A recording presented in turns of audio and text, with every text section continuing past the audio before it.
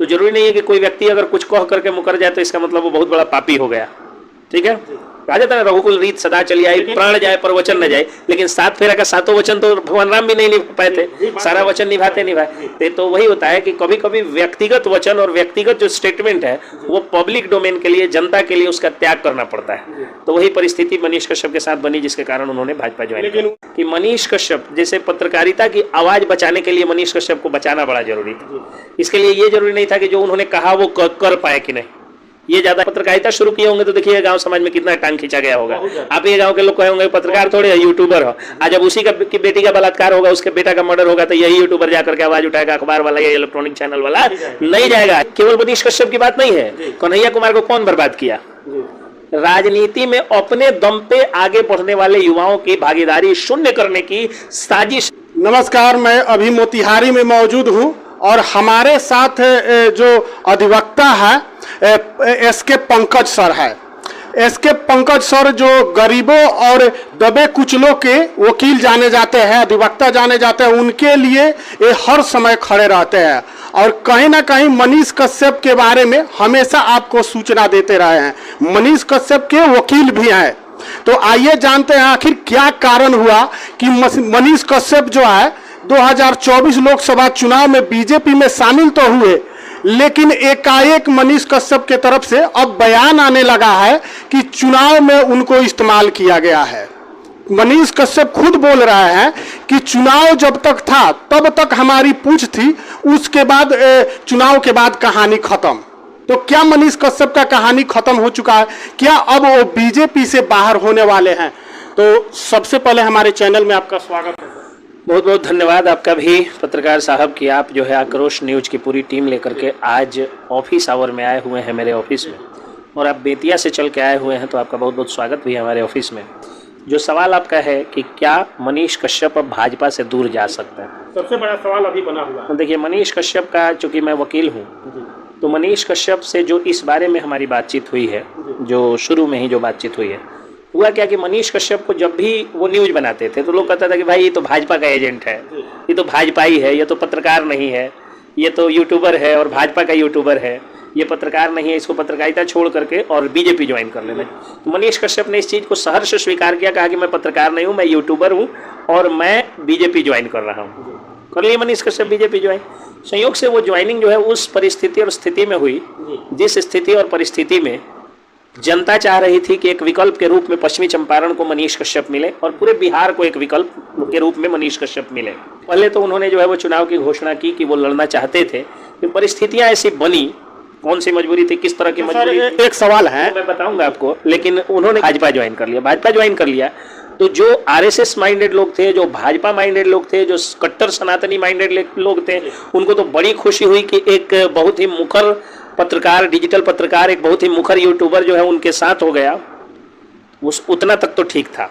अब पहले आप बीच में कुछ क्रॉस क्वेश्चन कर रहे थे, उसको कंप्लीट करिए तब आगे मैं जाऊँ। हम यही क्वेश्चन कर रहे थे, क्या जब मनीष कश्यप बीजेपी में गए उस समय आपको कुछ जानकारी मिली? बिल्कुल जानकारी थी मुझे कि वो बीजेपी में जाएंगे। बिल्कुल जानकारी थी, पहले से भी जानकारी थी, बाद में भी जानकारी हुई, ज्वाइन करने के 2 घंटे पहले भी जानकारी हुई, ज्वाइन करने के 24 घंटे 48 घंटे, मतलब एक एक गतिविधि की जानकारी हुई, चूंकि उसमें कुछ लीगल एस्पेक्ट्स थे जो मैं ऑन कैमरा आपको नहीं बता सकता हूं। लेकिन मैं यही कहूंगा कि पत्रकारिता की आवाज बचाने के लिए मनीष कश्यप को बचाना बड़ा जरूरी था। इसके लिए ये जरूरी नहीं था कि जो उन्होंने कहा वो कर पाए कि नहीं, ये ज्यादा इंपॉर्टेंट नहीं होता है। चूंकि कहा तो भगवान राम ने भी माता सीता के लिए था कि जिंदगी भर साथ निभाएंगे, 7 जन्म का बंधन था, लेकिन बीच में परिस्थिति ऐसी आई कि त्यागना पड़ा।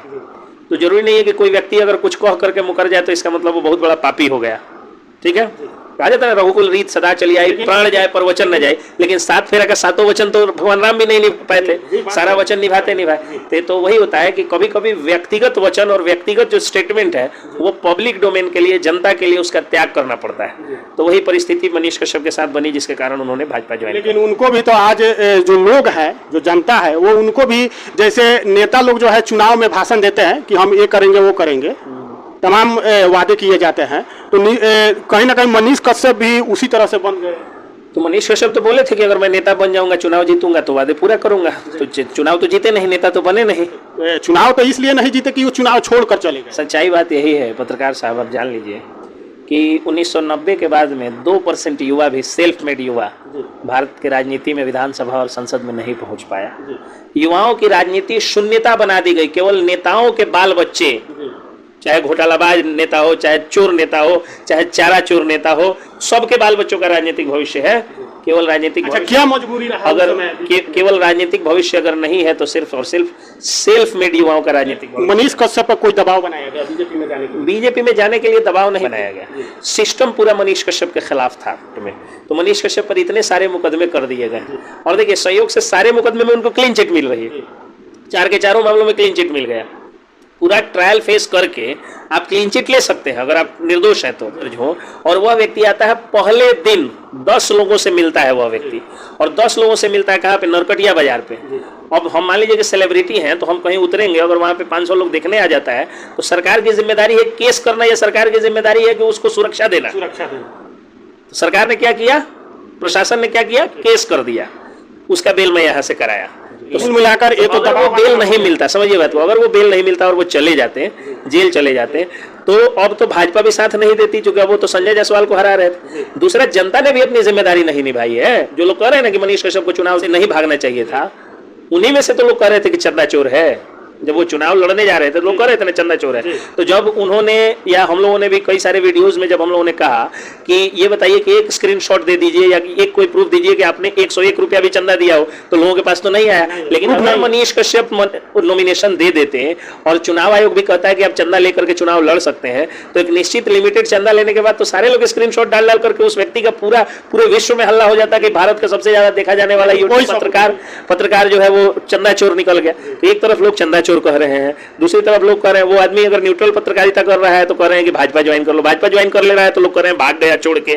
जब छोड़ के भाग गया तो लोग कह रहे हैं कि हाँ इसने जनता के साथ धोखा दे दिया। वो आदमी जनता के बीच में आ रहा है, जनता का काम करने, तो कह रहा है कि भाजपा का प्रचार कर दे, भाजपा का दलाल बन के आ रहा है। सारा चीज एक साथ नहीं चलेगा। देखिए ये सारे सिस्टम और सारा गलती इसलिए हो रही है क्योंकि भारत में पहली बार 1990 के बाद कोई युवा इतना पॉपुलर अपने दम पे हुआ है, और अपने दम पे पॉपुलर होकर के वह राजनीति में अपनी जमीन तलाश रहा है, और इतने बड़े बड़े राक्षस उसको खाने के लिए तैयार बैठे हैं। जिस तरह भगवान श्री कृष्ण का जब जन्म हुआ तो क्या हुआ, कभी कागासुर आता था, कभी जो है वो अजगर बन के आता था, कभी बगुला बन के आता था, कभी टायर बैल बन के आता था, कभी पुतना बन के आता था, आते थे लोग, और भगवान श्री कृष्ण सबका वध करके अपने को पहले जियाए। तो आपके कहने का और कंस का वध, जो नेता लोग हैं वो नहीं चाहते कि मनीष परिवारवाद केवल मनीष कश्यप की बात नहीं है। कन्हैया कुमार को कौन बर्बाद किया?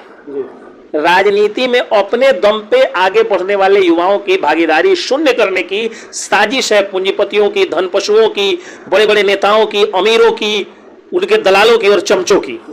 और ये जो उनके अमीरों के, धन पशुओं के और नेताओं के जो चमचे और दलाल हैं, ये मूर्ख लोग ये बात नहीं समझ रहे हैं कि जिंदगी भर तुमसे ये लोग दलाली कराएंगे, और जलन में तुम कभी मनीष कश्यप का विरोध कर दो, कभी कन्हैया कुमार का विरोध कर दो, कभी किसी का कर दो, कभी किसी का कर दो, लेकिन जब तुम या तुम्हारी औलाद अपने दम पे खड़ा होना चाहेगी तो तुम टांग खींच रहे हो, तुम्हारी औलाद का तो ये लोग टांग काट देंगे जिस तरह की स्थिति तुम पैदा कर रहे हो। आखिर क्या मेरिट है इन नेताओं के बाल बच्चों में, सिवाय नेता का बाल बच्चा होने के, कि इन लोगों को टिकट मिल जा रहा है? उनमें क्या काबिलियत है उनमें है? आप दूसरे को छोड़िए, आप मुझे देखिए।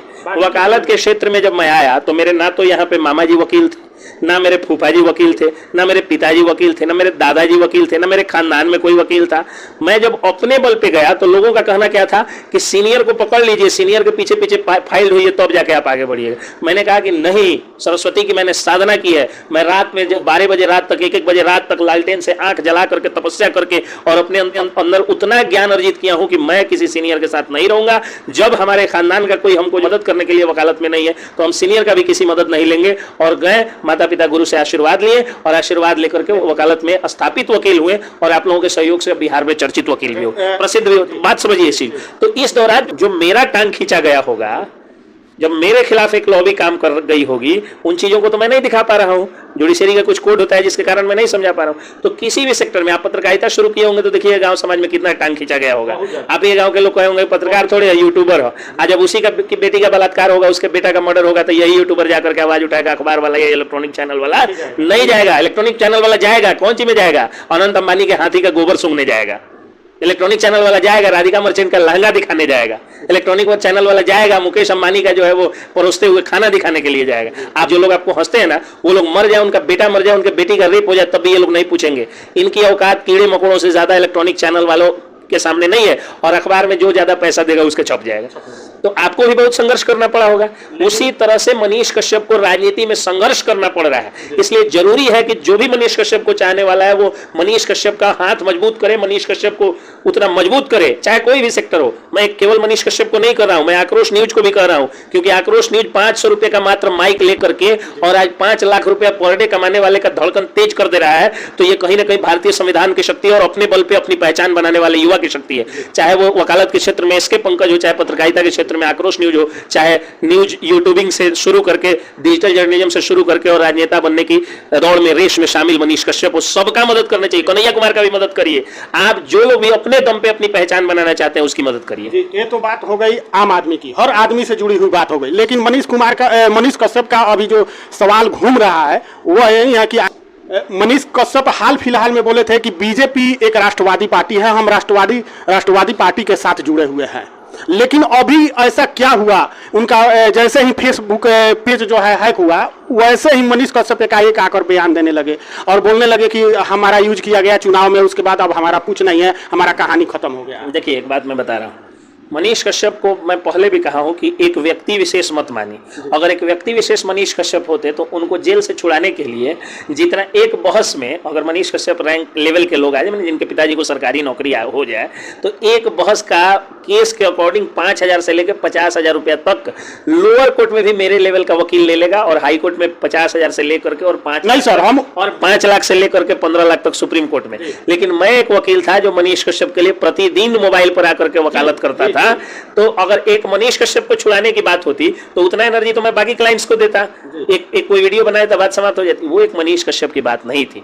उसी तरह से ये मनीष कश्यप की बात नहीं है। भाजपा में मनीष कश्यप गए तो भाजपा में गए तो हर पार्टी का जो कार्यकर्ताओं की जो स्थिति है उसके बारे में मनीष कश्यप बता रहे हैं। आप बताइए, बिहार में कार्यकर्ताओं पर लाठीचार्ज हुआ, शिक्षकों के लिए जो लाठी, उसमें कार्यकर्ता शहीद हो गए।